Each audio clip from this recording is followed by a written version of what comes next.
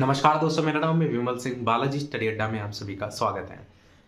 BPSC TRE 3 को लेकर के कई सवाल मिसमैच को लेकर के नाम में गलती है, कुमारी वाला जो दिक्कत आ रही है वो है, या फिर कई ऐसे कैंडिडेट हैं जिनको लग रहा है कि अगर हम वहाँ पर डीवी में अगर किसी प्रकार की दिक्कत आ गई तो क्या होगा। तो जितने भी इस तरीके के सवाल हैं वो सभी इसमें हम जानेंगे कि जो आपको एफिडेविट वगैरह बनाना है, किससे बनवाना है, किस तरीके का फॉर्मेट होगा, वो सारी चीज़ें। फिर भी अगर इन जितनी भी चीज़ें हम बताएं, इनके बाद अगर कोई आपका सवाल रह जाए तो कमेंट में पूछ लीजिएगा। इंस्टाग्राम से नहीं जुड़े हो तो जरूर जुड़ जाइएगा। कई लोग टीआरई 3 में जो अभ्यर्थी हैं जिनके लगातार सवाल आते हैं तो वहाँ भी हम जवाब देते रहते हैं, तो वहाँ भी जुड़ जाइएगा। इनकेस तुरंत आपको कोई अटेंडेंट अगर आप कमेंट करेंगे तो उसमें जब तक हम देखेंगे नहीं तब तक रिप्लाई नहीं कर पाएंगे, तो वहाँ भी अवश्य जुड़ जाइएगा। अब सबसे पहले हम बात करते हैं कि किस तरीके का एफिडेविट देखने को मिलता है। वीडियो पूरा देखिएगा क्योंकि नोटिफिकेशन वगैरह भी अभी हम आगे आपको दिखाएंगे। तो एफिडेविट कुछ इस प्रकार से रहता है, जहां पर ये जो आप 10 रुपए का देखते हैं ऊपर, ये 10 की जगह 50 का भी होता है, 100 का भी होता है। तो ऐसे इसमें कोई बाउंडेशन नहीं है। जो मेन बाउंडेशन है वो किस प्राधिकारी से आप उसे अटैच करा रहे हैं वो मायने रखता है। जैसे आपके में आगे आपको नोटिफिकेशन दिखाऊंगा तो वहां पर सक्षम दंडाधिकारी लिखा हुआ है और भी अथवा करके लिखा है, वो भी हम आगे बात करेंगे। तो इसका जो फॉर्मेट रहता है, देखिए फॉर्मेट को लेकर के कोई ऐसी बाउंडेशन नहीं कि इंग्लिश है या हिंदी है। मेन जो उसमें चीजें लिखी रहती हैं, कई बार आप बनवाने जाते हैं कचहरी में, उनके पास फॉर्मेट पहले से प्री टाइप्ड होता है, उसमें खाली वो नाम वगैरह फिल कर देते हैं और बाकी जो उसमें टेस्ट जो आप करवाएंगे वो सब कर देते हैं। कुछ ऐसे भी होते हैं जिनके पास नहीं फॉर्मेट होता है तो वो मैनुअली आपके लिए लिख भी देते हैं, उसके लिए वो रुपए लेते हैं। ऐसा नहीं है कि आपको परेशान होने की आवश्यकता है कि उसमें लिखना क्या है। आप जाएंगे, उनको अपनी समस्या बताएंगे कि मेरे में ऐसा है और ऐसा ऐसा होना चाहिए, तो वो उसके अकॉर्डिंग ही वहां पर फॉर्मेट तैयार करते हैं। फिर भी मैं आपको एक अंदाजा दिखा रहा हूँ कि किस प्रकार से वो फॉर्मेट में चीजें लिखी रहती हैं। जैसे अब एग्जाम्पल देखेंगे, यहाँ पर आई अतुल सन ऑफ करके पहले आपने अपना पूरा एड्रेस वगैरह टाइप से लिख दिया और फिर पहले नंबर पे लिख दिया कि that I am permanent resident of above said address, जो ऊपर एड्रेस दिया गया उसका परमानेंट निवासी है। My name is my father discharge, मतलब ये एक एग्जाम्पल, आपको यही लिखना नहीं है, मैं आपको केवल समझाने के लिए बता रहा हूँ कि my father discharge book is Atul Kumar but my all documents my name is Atul Kumar वाली दिक्कत आ रही है सरनेम। तो इस तरीके से कि आपने लिखा कि आपने आवेदन करते समय ये भरा पर एक्चुअल में ये है, इस तरीके say that my name Atul and Atul Kumar is one and same person, यानी कि जो मेरा नाम अतुल है और जो अतुल कुमार वहां पर मैंने डॉक्यूमेंट वगैरह में लिखा है इज वो क्या है, सेम पर्सन है, अलग अलग नहीं है। And that the both names are mine. तो इस प्रकार की जिनकी भी दिक्कत है, जहां पर अलग अलग उनके नाम हैं और उनको दर्शाना है कि दोनों नाम उन्हीं के ही हैं, ये आप तरीका अपना सकते हैं। और that my father name in my all documents is Tika Ram but my father name in this discharge book is Tika Ram, जहां पर TEE है, KA है और जो एक्चुअल नाम है वो TIK है। तो ये क्या है, सुधारा ही तो गया है, दिखाई तो गया है कि वो दोनों नाम उसी पर्सन के हैं। इसी प्रकार आपके भी अगर नाम में कोई दिक्कत होगी तो आप इस तरीके से दर्शाएंगे। बाकी आगे that's my father name Tikaram and Tikaram is one and the same person that the both name are my father, मतलब इसी प्रकार से पिताजी को लेकर के भी लिख सकते हैं। इसी प्रकार आगे पॉइंट में लिख देंगे कि आपका that's my father name Tikaram and टीका, मतलब वो तो आप समझाने का तरीका समझ गए। छठे पॉइंट में यही है कि that the above statement is true and correct, और नीचे आपको वेरिफिकेशन और नीचे आपको मोहर और साइन देखने को मिलते हैं। अब ये भी समझिए कि सबके लिए एक कंडीशन एक जैसी नहीं होगी। अब जैसे एक और कंडीशन शपथ पत्र की देखेंगे, इसमें जो शपथ पत्र आप देख रहे हैं इसमें सीन ये है कि ऊपर आपका जो स्टैम्प 10 रुपए का वाला टाइप से लगा था वो लगा रहेगा, ये नीचे का खाली जो प्रिंट होता है, नीचे टाइप होता है, वो थोड़ा सा एक अलग फॉर्मेट की हम बात करते हैं। यहाँ पर कि मैं मोहन कुशवाहा, उम्र 34 साल, पिता रामदेव कुशवाहा, और इस तरीके से आपने पूरा सब एड्रेस लिखा। मैं शपथ पूर्वक निम्नलिखित कथन करता हूँ, पहले पॉइंट में कि मैं शपथकर्ता उपरोक्त पते का स्थायी निवासी हूँ। दूसरा किया कि मुझे शपथकर्ता का एक बचत संख्या, मतलब ये बैंक को लेकर के लिख दिया कि ये इसमें संचालित है, जिसमें मुझ शपथकर्ता का नाम त्रुटिवश मोहन कुमार दर्ज हो गया है और शपथकर्ता का वास्तविक नाम मोहन कुशवाहा है, जो कि मेरे आधार कार्ड संख्या में भी है। मतलब बैंक का तो एक केवल आपको रेफरेंस करके समझाया जा रहा है, पर आप यही चीज़ अपने आवेदन को लेकर के लिखेंगे कि मैंने आवेदन करते समय ये लिखा था, पर एक्चुअल नाम मेरा ये है जो कि मेरे आधार कार्ड में भी अंकित है। वही चीज़ आप अपना आधार नंबर लिख देंगे जो कि सही है, सत्य है, और यही कि मोहन कुमार और मोहन कुशवाहा दोनों नाम मुझे शपथकर्ता के ही नाम है, अन्य किसी व्यक्ति का नाम नहीं है। मैं शपथकर्ता अपने उपरोक्त दोनों नामों में भिन्नता के स्पष्टीकरण बाबत ये शपथ पत्र निष्पादित कर रहा हूँ। नीचे दिनांक और सारी जो शपथकर्ता के सिग्नेचर और जिससे अटेस्ट कराना है वो रहेगा। अब एक और यहाँ पर आप देख पाएंगे एग्जाम्पल के तौर पर, जो कि इंग्लिश में है। मैं आपको तो 2-3 फॉर्मेट इसलिए दिखा रहा हूँ ताकि थोड़ा सा आप बनवाने जाए। देखिए मैंने पहले स्टार्टिंग में कहा वो बना बनाया आपको देंगे, आपको उसमें समस्या नहीं आएगी कि उसमें क्या लिखना है, पर आपके दिमाग में थोड़ा सा एक ओवरव्यू रहता है तो आपको समझ में आता है कि हाँ सामने वाला क्या लिख रहा है और मैं उसमें क्या मॉडिफाई करा सकता हूँ। तो ये एक और देखेंगे, that I pass the intermediate examination in year 2017, जहाँ पर रोल नंबर दिया गया है, रजिस्ट्रेशन नंबर दिया गया है, इस तरीके से आपने पूरी डिटेल लिखी। सेकेंड पॉइंट में आपने लिखा कि that after passing examination I obtain all the certificate in which my father name has been wrongly printed, और वहां पर लिख दिया एज क्या प्रिंट किया गया है, Shri Dilip Patel in place of Dilip Patel, मतलब किसके स्थान पर क्या अंकित कर दिया गया है। आफ्टर लेटर डी जो है वो लेटर आई से छूट गया, मतलब इस तरीके की जो कंडीशन है, ये तो एक केवल समझाने के लिए है कि माई फादर ओरिजिनल नेम है और आपने ओरिजिनल नाम लिख दिया। That for restoration of name dash is affidavit is sworn करके, that the contents of the affidavit are true to my knowledge and belief, और नीचे साइन मोहर जिससे कराना है।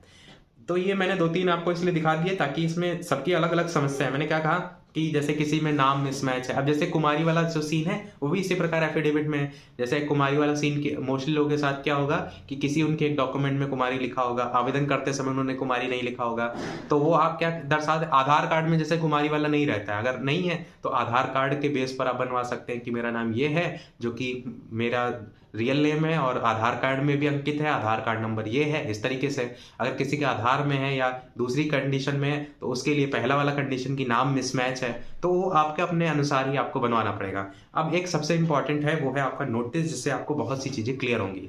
ये नोटिस जो है जारी हुआ था TRE 1-2 में, जो इससे पहले काउंसलिंग हुई है उनके दिशा निर्देशों को लेकर के। इसमें बिहार लोक सेवा आयोग द्वारा विद्यालय अध्यापक के अनुशंसित अभ्यर्थियों के काउंसलिंग के संदर्भ में। अच्छा, यहाँ पर जो मैंने आपको सारे नोटिफिकेशन दिखाए ना, ये इधर इधर जितने भी सर्च हो सकते हैं हमने पूरी कोशिश की, सारी चीजें सर्च करके ही आपको पहुंचा रहे हैं। लाइक जरूर सभी लोग कर दीजिएगा, आपके लिए सारी मेहनत कर रहे हैं। तो यहाँ पर जो काउंसलिंग के संदर्भ में ये जितने भी इंस्ट्रक्शन है उसको लेकर के नोटिफिकेशन जारी किया गया था, 20/10/2023 को जारी हुआ था, जिसमें बिहार लोक सेवा आयोग द्वारा विज्ञापन संख्या 26/2023 की बात की गई है, यानी कि जो TRE 1 आया था उसकी बात यहाँ पर की गई है। इसके आलोक में आयोजित विद्यालय अध्यापक नियुक्ति परीक्षा, ये TRE 1 का ही शायद नोटिफिकेशन था, TRE 2 का शायद दूसरा था, 27 करके था, एग्जैक्ट याद नहीं, मतलब TRE 1 या 2 का ही है। इसमें आयोजित विद्यालय अध्यापक नियुक्ति परीक्षा के आधार पर अनुशंसित अभ्यर्थियों की आवंटित जिलावार काउंसलिंग की कार्रवाई की जा रही है। काउंसलिंग के क्रम में जिला स्तर पर कुछ समस्याएं आ रही हैं, उन समस्याओं को लेकर के नोटिफिकेशन जारी किया गया। पहली समस्या लिखा है कि अभ्यर्थी ने बिहार लोक सेवा आयोग के विद्यालय शिक्षक परीक्षा के आवेदन में अपना नाम गलत लिखा अथवा उसकी स्पेलिंग में गलती पाई गई, जिसमें आप लोग हो सकते हैं कि किसी ने नाम गलत लिखा है। और किसकी बात कर रहा है? बिहार लोक सेवा आयोग के विद्यालय शिक्षक परीक्षा के आवेदन में, जब आप आवेदन कर रहे हैं वहां पर, मतलब आपके डॉक्यूमेंट में नाम सही है पर आपने आवेदन करते समय अगर गलती कर दी है, अपना नाम गलत लिखा है, उसकी स्पेलिंग गलत पाई गई, पहली कंडीशन। दूसरी कंडीशन है अभ्यर्थी ने बिहार लोक सेवा आयोग के विद्यालय जो शिक्षक परीक्षा उसके आवेदन में अपने आधार नंबर के कुछ गलत अंक डाल दिए। अगर आधार मिसमैच कर रहा है उसके लिए दूसरी कंडीशन, और ये भी आवेदन को लेकर के ही है। और तीसरी, अभ्यर्थी द्वारा बिहार लोक सेवा आयोग में भरा गया आवेदन में नाम और आधार कार्ड में जो भी नाम है उसमें अगर मिसमैच हो रहा है, क्योंकि आधार कार्ड में कुछ और नाम लिखा हुआ है, आप कुछ लिख करके और चले आए हैं, उसमें भिन्नता है, तो इस और चौथे पॉइंट में भी लिखा है इस प्रकार के अन्य मामले। तो जितने भी इस प्रकार के अन्य मामले हो रहे हैं नाम मिसमैच को लेकर, अब इनका क्या जाएगा। उपरोक्त से ये समस्या आई है कि ये विभाग ये तसल्ली नहीं कर पा रहा है कि जो काउंसलिंग हेतु आ रहे हैं उन्होंने ही विद्यालय शिक्षक परीक्षा दी है, तो अर्थात अभ्यर्थी की पहचान को सुनिश्चित तरीके से स्थापित कर पाने में दिक्कत महसूस हो रही है। ऐसी स्थिति में जहां अभ्यर्थी की पहचान का सत्यापन बियॉन्ड डाउट तरीके से जो है वो साफ नहीं किया जा सका, ऐसी स्थिति में आप उस अभ्यर्थी को केवल विद होल्ड कैटेगरी में डाल दें। तो जो स्टार्टिंग में मैंने बताया था ना कि कुछ लोग परेशान रहने से कुछ नहीं होगा। अब देखिए यहाँ पर सारी चीजें दिक्कत थी, मिसमैच था, फिर भी क्या DV में ऐसा तो है नहीं कि वापस जाओ, ऐसा नहीं है। आपको एक अलग विद होल्ड कैटेगरी में डाल दिया कि आपको वापस से समय मिलेगा, उस चीज को सुधारने का समय मिलेगा। एफिडेविट बनवाने का समय मिलेगा, सारी चीजें हो जाएंगी, परेशान बस नहीं होना है। तो विदहोल्ड कैटेगरी में डाल दें और उससे निम्नलिखित में से कोई एक कागजात प्रस्तुत करने को लेकर के यहाँ पर दिशा निर्देश दिए गए।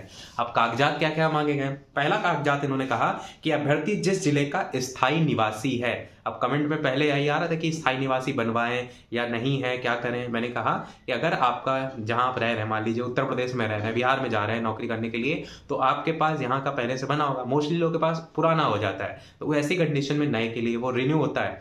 तो ऐसे की कंडीशन में नए के लिए वो अप्लाई कर दें। और जब आप नए के लिए अप्लाई करते हैं उसमें भी ये सीन होता है कि थोड़े बहुत पैसे देके जल्दी बन जाता है, तो वैसे आप बनवा सकते हैं। नया आपके पास रहेगा, पुराना भी रहेगा। कल को कह दें नहीं 1 साल पुराना है, नया लाओ, तो कहाँ से ले आएंगे? तो आपके पास दोनों रहेगा। अगर नया वाला जब तक नहीं आ रहा है तब तक तो आपके पास पुराना है ही, तो दोनों रहेंगे। जो भी आपसे मांगा जाएगा वहां आप तुरंत दे सकेंगे। अभ्यर्थी जिस जिले का स्थायी निवासी और स्थायी निवास का वह पता जो उसने बिहार लोक सेवा आयोग के आवेदन पत्र में भरा है, यानी जो आपने ऑनलाइन फॉर्म भरते समय भरा है वही आपको यहाँ पर जो है वो बनवाना है। ये सबसे इंपॉर्टेंट पॉइंट आपको ध्यान रखनी है, क्योंकि कई लोग ऐसा करते हैं कि रहते कहीं हैं, बनवा कहीं का लेते हैं, तो ये आपको ध्यान रखना है। कई लोग ऐसा होता है ना कि गाँव वगैरह में रह के अपना और यहाँ पर किराए पर रह रहे हैं, तो ये चीज़ ध्यान रखिएगा। आवेदन में जो आपने एड्रेस भरा है वही आपको यहाँ पर बनवाना है। इसका वो भी लिखा है आगे, इसका जिलाधिकारी से सत्यापन प्रतिवेदन प्राप्त प्रस्तुत करें, जिलाधिकारी से। दूसरा इंपॉर्टेंट पॉइंट इसी में है कि उपरोक्त कागजात अगर नहीं मिलता है उस स्थिति में किसी भी श्रेणी के न्यायिक दंडाधिकारी, स्टार्टिंग में मैंने आपको बताया था कि जो एफिडेविट बनवाना है वो आपको किससे बनवाना है? न्यायिक दंडाधिकारी के द्वारा प्रति हस्ताक्षरित हलफनामा तैयार करें, जिसमें उनकी पहचान संबंधी पूर्ण विवरणी जो है वो दिखाई गई हो। तो वो आपको अगर नहीं है निवास वाला प्रमाण पत्र वाला, तो दूसरा ये है आपके पास ऑप्शन, न्यायिक दंडाधिकारी द्वारा। और तीसरी भी कंडीशन दी गई, अगर दोनों का नहीं, तीसरी नहीं, केवल इतना लिख दिया गया कि उपरोक्त दोनों कागजात जो है आपको एक टाइम पीरियड दे दिया गया, उसके पहले आपके आ जाने चाहिए। काउंसलिंग के लिए आपको दोबारा से जो है वो बुलाया जा रहा है। ये मैंने एक नोटिफिकेशन दिखाया जो कि प्रेषक थे कन्हैया प्रसाद श्रीवास्तव, निदेशक माध्यमिक शिक्षा निदेशालय थे, परंतु इसी को अटैच करते हुए जो जिले हैं वहां से भी सूचनाएं जारी होती हैं। यानी जब काउंसलिंग वगैरह चल रही थी उसी समय जिले भी अपनी नोटिस जारी करते हैं कि काउंसलिंग में हम क्या क्या चीजें कर रहे हैं, क्या नहीं कर रहे हैं। तो ये एक जारी हुआ था अरवल जिले से। इन्होंने क्या कहा वो भी देख लीजिए ताकि आपको थोड़ा और अच्छे से अंदाजा लगे।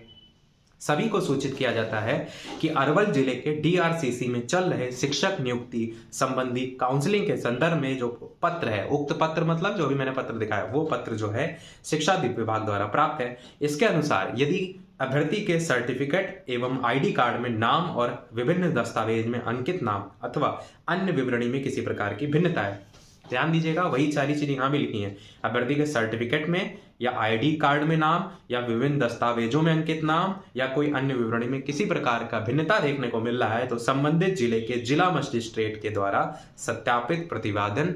यहाँ पर दंडाधिकारी के अलावा दूसरा पॉइंट भी लिखा है कि जिला मजिस्ट्रेट, जो कि वहां पर भी लिखा था पर वो ऊपर वाले पॉइंट के लिए लिखा था, तो जिलाधिकारी का सत्यापन लिखा था ना स्थायी निवासी के लिए, ठीक। तो यही चीज यहाँ भी लिखा है कि विभिन्न दस्तावेजों में अंकित नाम अथवा अन्य विवरणी में भिन्नता है तो संबंधित जिले के जिला मजिस्ट्रेट के द्वारा सत्यापित प्रतिवेदन अथवा किसी भी श्रेणी के न्यायिक दंडाधिकारी के द्वारा सत्यापित हलफनामा काउंसलिंग कर रही समिति के समक्ष उपस्थित करना अनिवार्य होगा।